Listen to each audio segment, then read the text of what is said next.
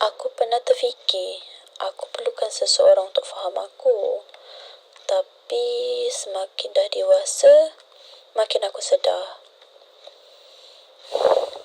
Kalau manusia ni, dia tak balas, dia balau, judge.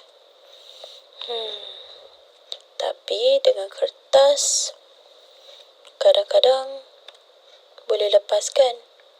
Dan kertas tak pernah menghukum.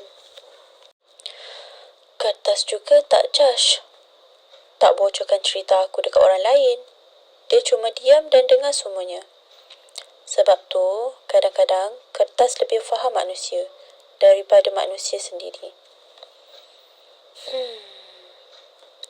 Kadang-kadang kita cuma perlukan ruang untuk luah. Setuju tak? Sini kita rasa, bukan pura-pura.